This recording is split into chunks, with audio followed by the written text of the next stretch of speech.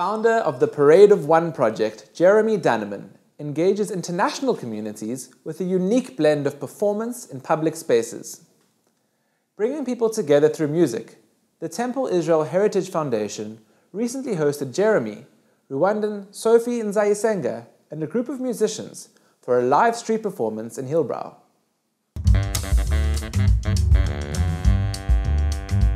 Every year, Rwanda is in the news a lot in April when they commemorate the anniversary of the genocide against the Tutsi. And this year it was the 15th anniversary, so it was in the news a lot. So I had been reading about it in general. I had read a whole book about this topic by the journalist Philip Gorovich. And I was very interested in it because my grandmother was a Holocaust survivor, and I was interested to know people of my generation in the world who had experienced similar conditions.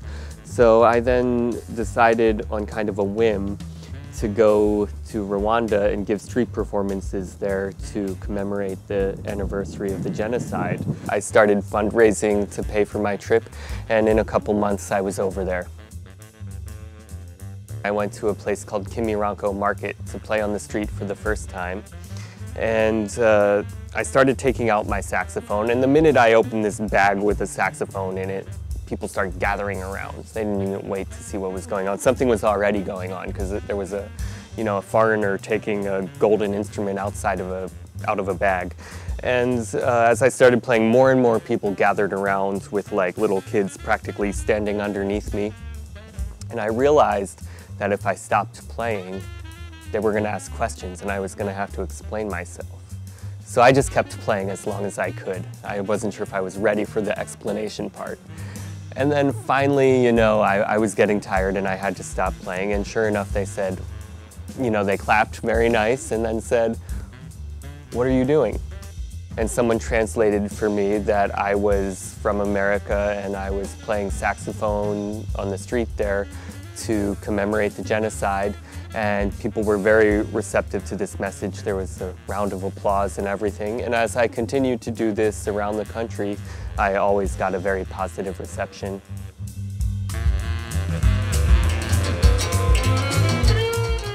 Jenoside nubwo yarangiye, ariko hari ibikomere byinshi yasigiye Abanyarwanda, babuze ababo, babuze abavandimwe, babuze ababyeyi, babuze inshuti. Ariko nanone tukumva tudakwiye guheranwa n'agahinda ngo twumve dukwiye guhera muri bya bintu bibi, tukumva dukwiriye noneho kuva muri bwa buzima bubi twabayemo bwa jenoside, duharanira kwiyubaka no kubaka igihugu no kwiteza imbere kugira ngo ayo mateka mabi yabaye mu gihugu cyacu.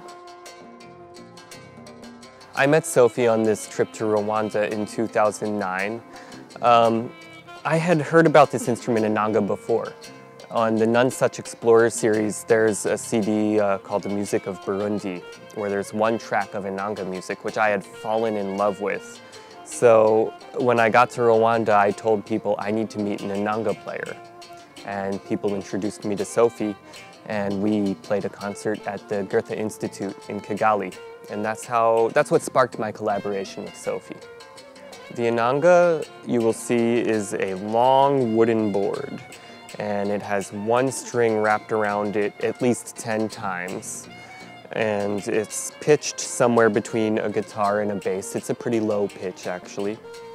And interestingly enough, Sophie is not only one of the best inanga players, but she's the only female who plays it professionally. I played with her a little in Rwanda, and I wanted to play more with her. So I started working on getting her to America so that she could record with my bands there. And then a little after that, she came to America where she worked with both my project and another project called the Nile Project. And it was at this time in 2015, now 6 years after I initially met her, that we recorded our album Honey Wine with my band in New York.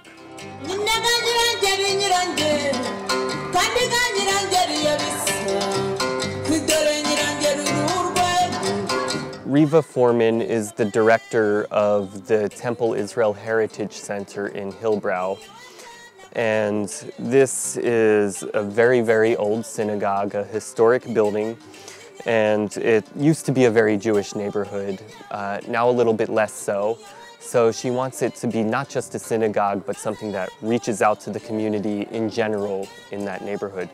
So we're kind of teaming up with the immigrant associations in that neighborhood to do some street performance outside of the synagogue to reach out to the community there, which unfortunately has experienced some xenophobic violence in recent years against immigrants. Temple Israel Heritage Center has a very specific role to the 21st century. I believe that the scourge of the 21st century is hatred of the other in all its forms, religious, ethnicity, culture, you name it. And all around you, you can see that horrible phenomenon. In South Africa, xenophobia.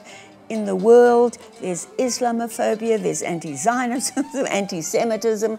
All of these hatreds we have to stop and prevent the next death.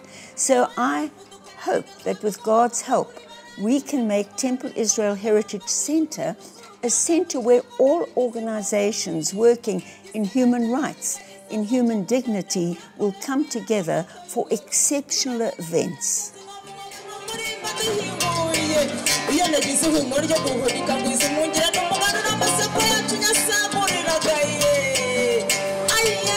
Ntabwo nizeye neza niba numvise ikibazo cyawe yenda utaraziretinga azamfasha, ariko icyo numvisemo cyo umuziki kuri ngewe cyangwa se ku bandi bantu, umuziki uhuza abantu, umuziki ni umuti, umuziki ni umuganga, umuziki ubasha kuvura, umuziki kuri ngewe ku rwanjye ruhande ubasha kumpuza n'abaturanyi, ubasha kumpuza n'inshuti, ubasha kumpuza n'abandi bantu ndetse n'abo hakurya y'igihugu cyacu mu yandi mahanga. Umuziki urarema muri makeya. I think it'll give people a shared experience, and it'll give people something to talk about and something that makes them stop for a second during their day and just stand together and see this together. So it will be, you know, an activity that brings the neighborhood together. In the Jewish idiom, it says, if you save one life, you save the whole world. And I just trust the people of Hillbrow know that there are people very much with many different NGOs, we're not the only one, who really care about Hillbrow, the inner city, and particularly the immigrants amongst us, who I know can contribute not only with music, as we see today, but in every sphere of our economy and help build this great country.